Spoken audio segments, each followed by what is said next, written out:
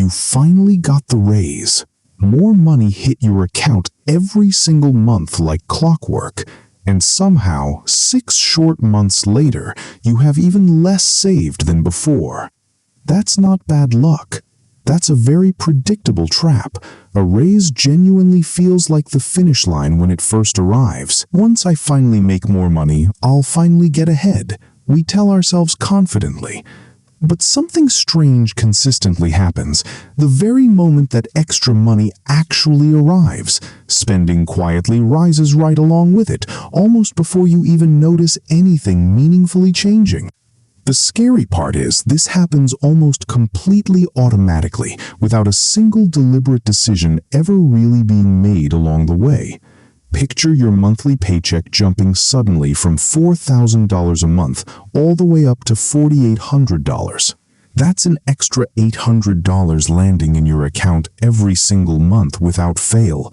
Enough money, in theory, to completely change your entire financial life if it actually gets invested properly and consistently. But if your rent, your car payment, and your regular takeout habit all quietly creep up by even $700 of that amount without you ever tracking it closely, you've genuinely gained almost nothing at all in real terms. You've simply upgraded your entire lifestyle to match your brand new stress level instead of building any real wealth.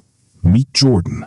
Jordan received a $12,000 raise last year, and a brand new car followed almost immediately right after that big news.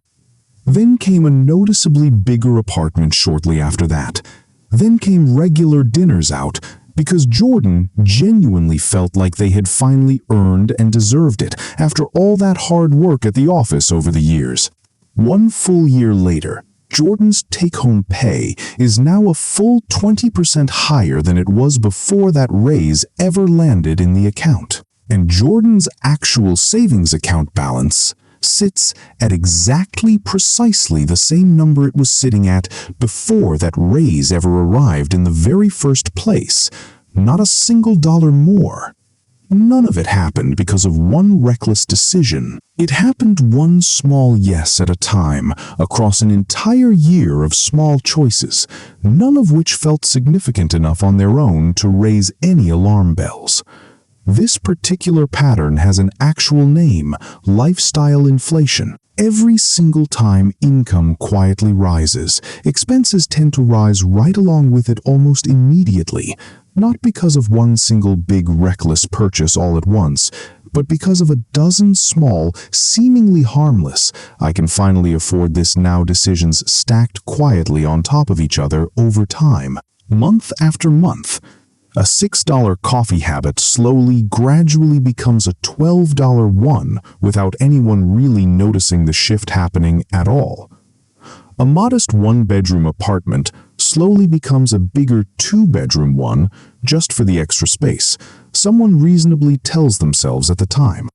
None of it ever feels particularly reckless in the actual moment. It's happening in real time, day to day, paycheck to paycheck. That's exactly what makes this entire pattern so genuinely dangerous, because there's rarely one single clear decision left behind to point back at and regret later on down the road, once the damage is already done.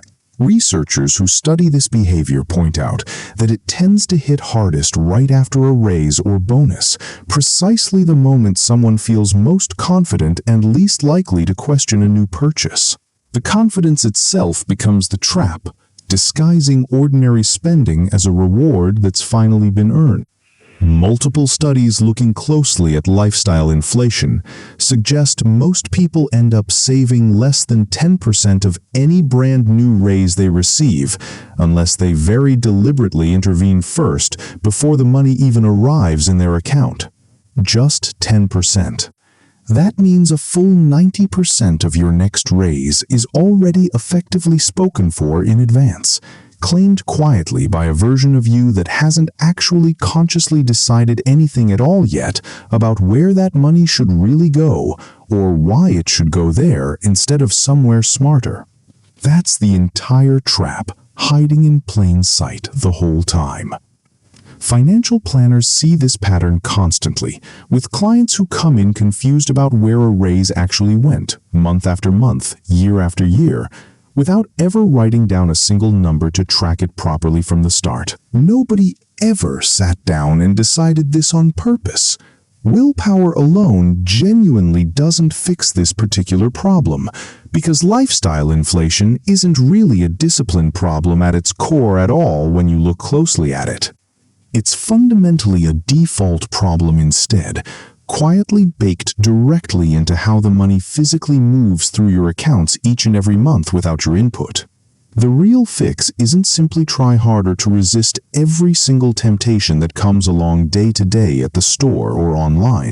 The real fix is removing that decision from your hands completely and entirely from the very start of the process. The people who actually manage to successfully keep their raises consistently set up automatic transfers the very same week the raise itself first hits their account. Well, before that money ever even touches their everyday spending account or gets any real chance to feel casually available for spending on whatever comes to mind that week. Think of it less like a promise you make to yourself and more like a pipe that's already routed before the water even starts flowing through it toward you.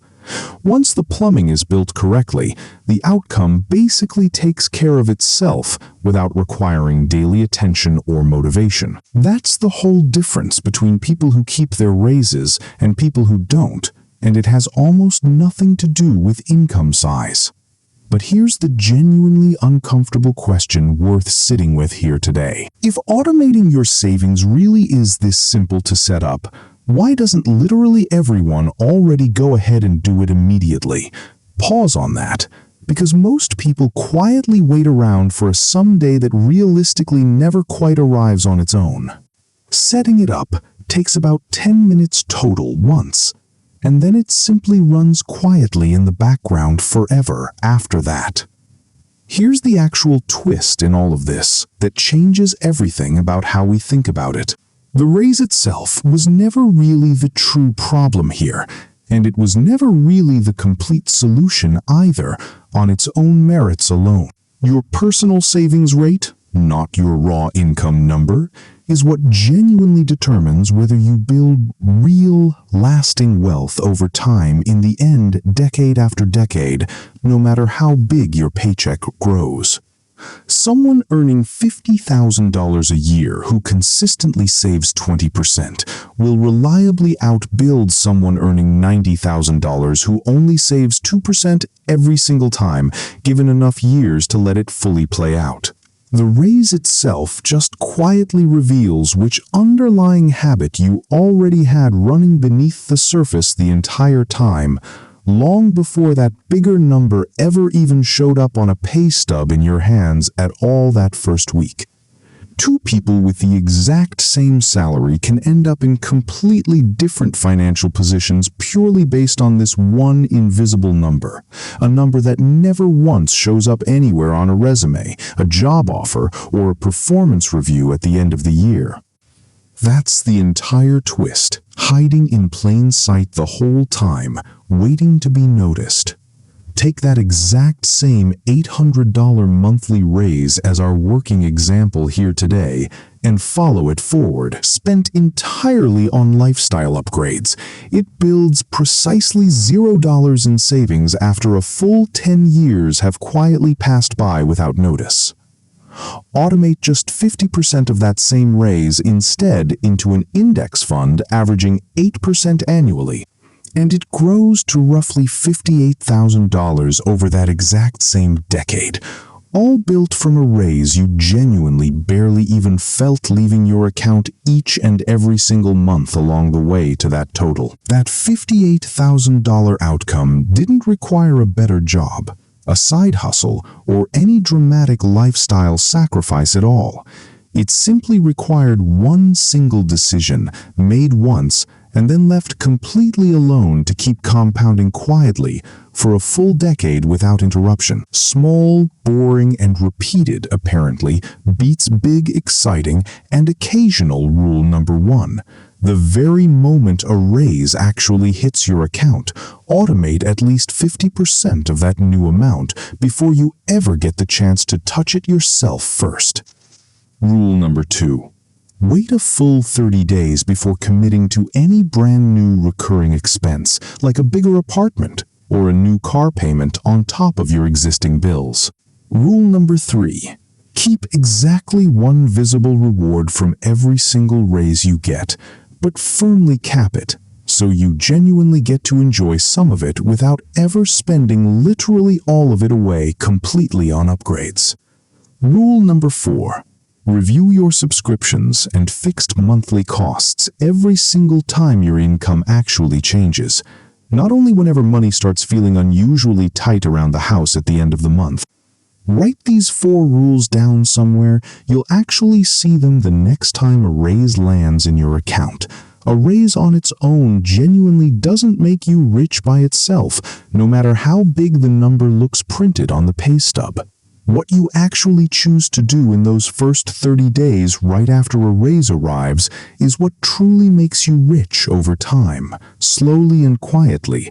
That narrow window is really the entire game here. Miss it, and the raise quietly becomes just another number that came and went without changing much of anything real. But lifestyle inflation is honestly only one of 5 separate traps quietly keeping ordinary people broke year after year. The very next one on the list is even sneakier than this one because it disguises itself perfectly as responsible spending the entire time. That's exactly what's coming up next.